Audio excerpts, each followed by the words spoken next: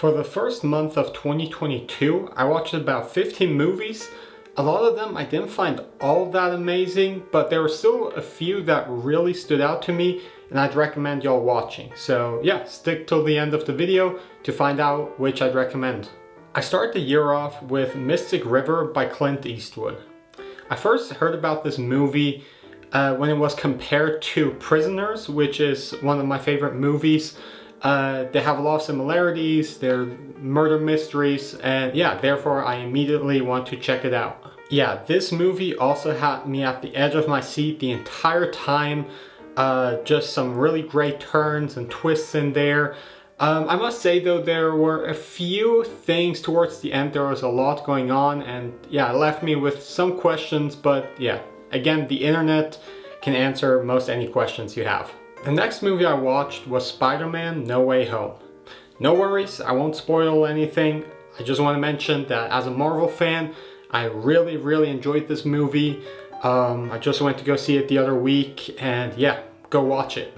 Leading up to No Way Home, I had seen basically all the MCU films and TV shows except for Eternals, so I decided to watch that. It was definitely original, definitely different from other MCU films, but it just felt overcrowded and crammed. Like there was just so much going on inside of one movie.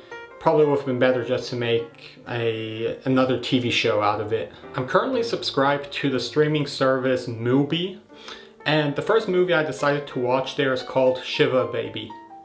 It takes place after a funeral with a bunch of Jewish families, and it just shows how stressful and anxiety-inducing such family gatherings can be. Yeah, the movie just did a really great job of capturing the main character's emotions and just the panic she was going through during the film. I continued on with Jean-Luc Filmography and watched 2 or 3 things I know about her. I had honestly kind of forgotten that I had watched this film.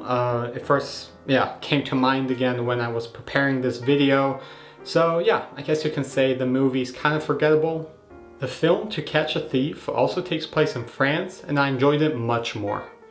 Alfred Hitchcock has so many iconic masterpieces that some of his other great works can get a bit forgotten. I obviously love the atmosphere and the beautiful locations in the south of France, but also the story was very intriguing and I always wanted to know what was going to happen next in this mystery film. A director I want to see some films of is David Cronenberg, and I started off with Dead Ringers. It reminded me a lot of Brian De Palma's Sisters, as in both movies are about twins. They take place in like a thriller, horror type of movie, and just kind of like the filmmaking of that era was very similar.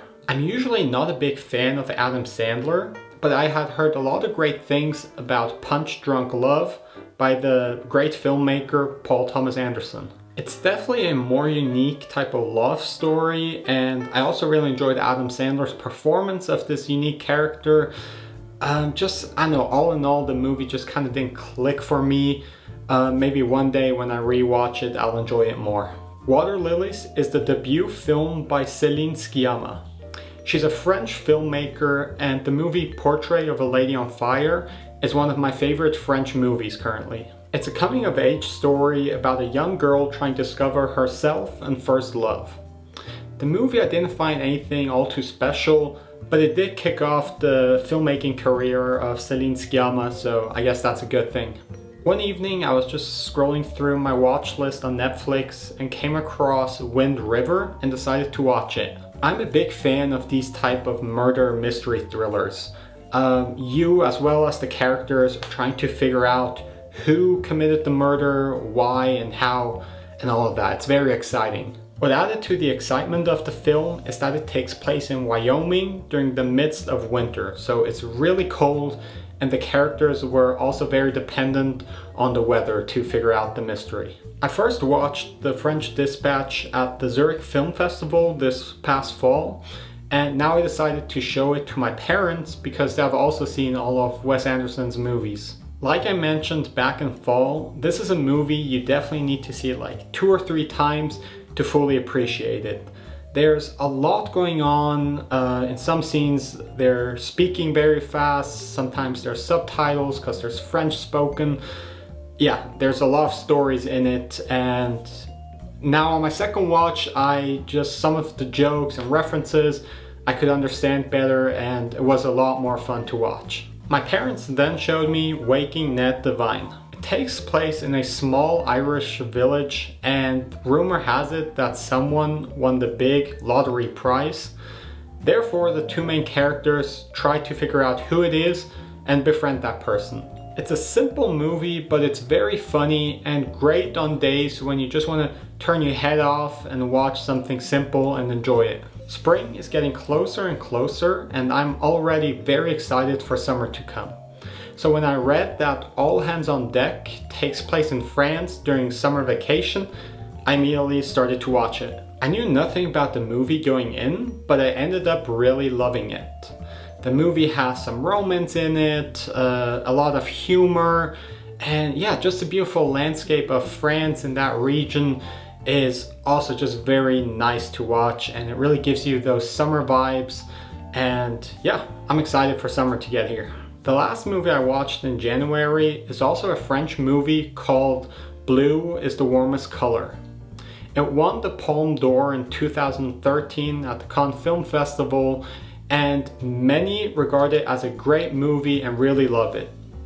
The movie also has gotten a lot of criticism as it's very European, let's say it like that.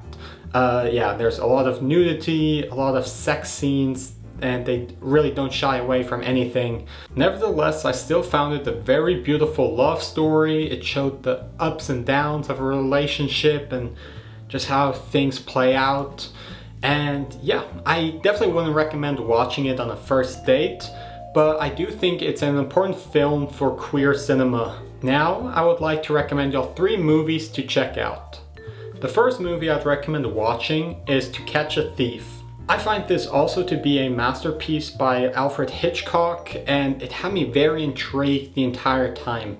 So I'd recommend to watch this if you like watching mystery movies. My second recommendation also goes to a mystery film, but a murder happened. Wind River is a great thriller that has some good twists and turns in it, and also at the end of the movie there's a message about Native Americans in the US, and it's just a fact that a lot of people aren't aware of. So yeah, give it a watch. And the other movie I'd recommend watching, especially if you miss summer, is All Hands on Deck. It reminds me of all the exciting adventures that can happen during summer vacation, and yeah, it's also just a really fun movie to watch. Alright, let me know which of these films y'all have seen and how y'all like them, and I'll see y'all next month.